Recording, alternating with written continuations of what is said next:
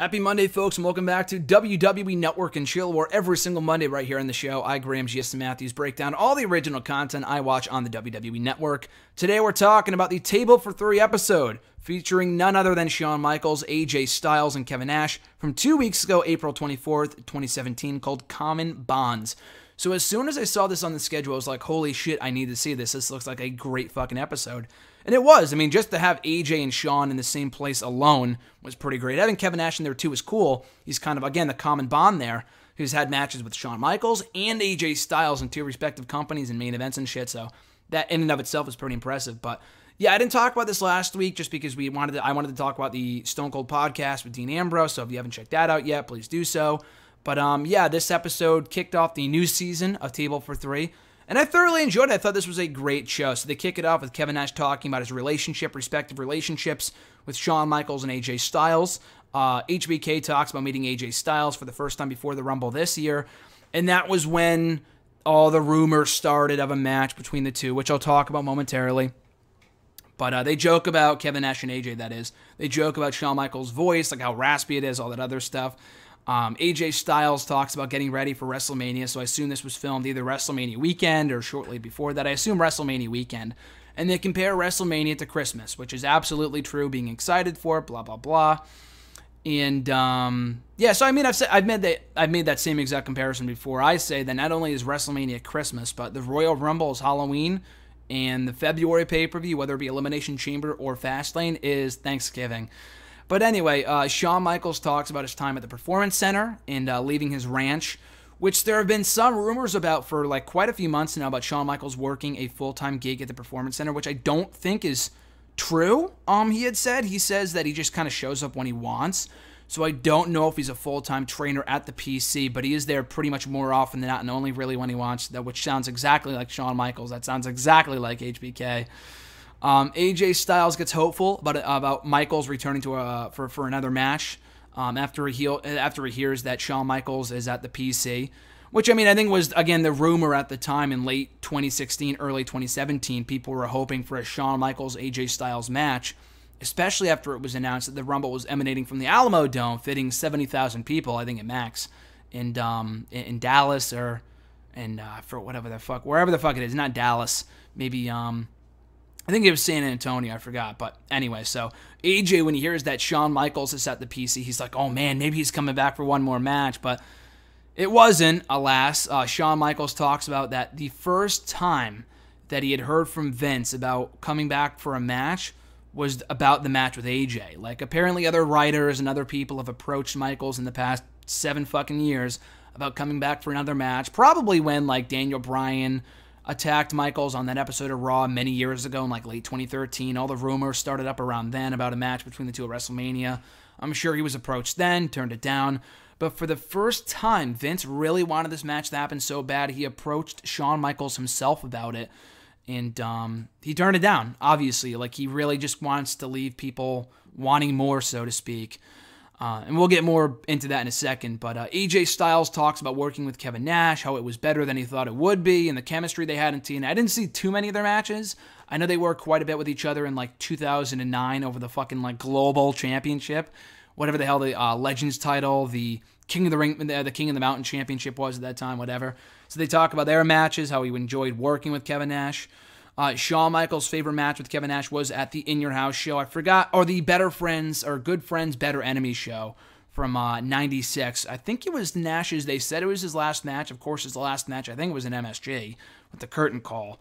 That might have been his last televised match, though, which I talked about months ago on Wrestle Rants. A great fucking match.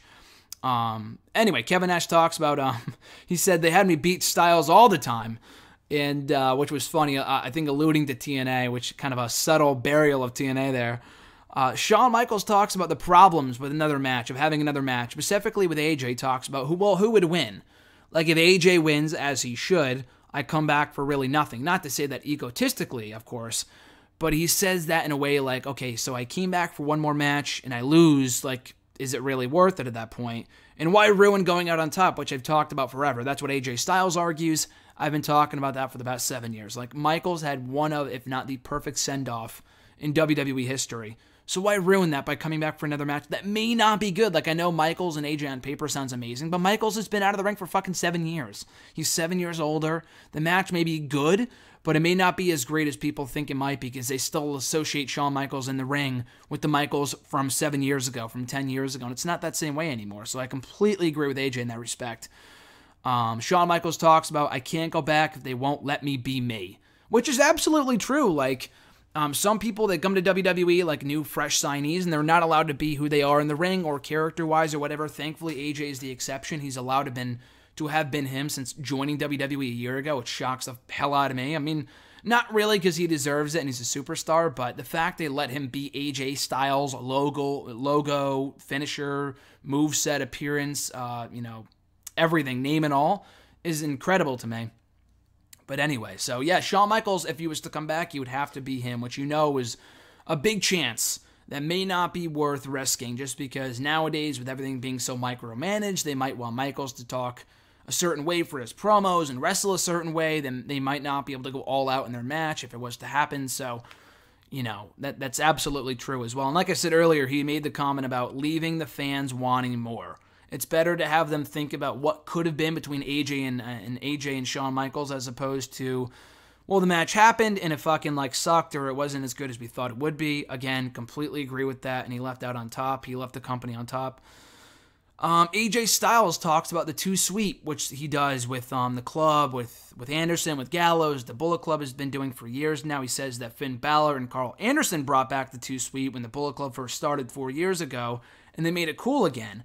And he wanted to ask Shawn Michaels and Kevin Nash their thoughts on it. Like, is it a sign of disrespect? Like, what do you guys think about it? And, where did it come from for you guys? And they had said, well, Xbox saw someone doing it. Sean Waltman saw someone else doing it, overseas. And, so he kind of gave it to the group, and it became a big thing from that point forward. They defend the Clique's reputation about just kind of being assholes, and Michaels is like, yeah, that was us, or whatever, whenever someone approaches him about it, because it's not true. They get a bad rap, and it might be true. Who knows? But they're defending their rap, and you know what?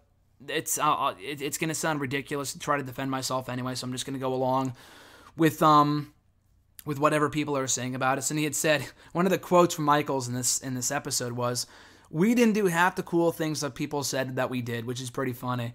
But that's his thoughts on the Clique. But he thought the fact that the club does it and that AJ does it is pretty damn cool. So they're glad they're bringing it back into the limelight in WWE and elsewhere. And Shawn Michaels and Kevin Nash close out the episode by saying that that they're really glad that AJ Styles is in WWE, and I think I am too. Definitely the biggest pickup from 2016, and one of the biggest pickups of all time, considering that where he is today, former world champion, how big of a superstar he is, how amazing he is. One of the best wrestlers to have never, wrestled officially on a Raw ring and a WWE ring other than Jacked and shit for many years, and he's finally here, so I could not agree more. But that was the Common Bonds episode of Table for Three as seen on the network with AJ Styles, Shawn Michaels, and Kevin Nash. Check it out now on the on-demand section. So next week, I don't know what we'll talk about, but I'm sure there will be other new content on the network. And if not, we'll just talk about an old podcast, an old episode of This or That, and we'll talk about it right next week right here on WWE Network and Chill. So until next time, guys, all the links are down below in the description box. Twitter, Facebook, website, all that good stuff.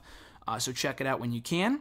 That being said, just have an awesome rest of your week. Enjoy Raw tonight. I'm Graham G.S. Matthews, and I'll catch your ass down the road.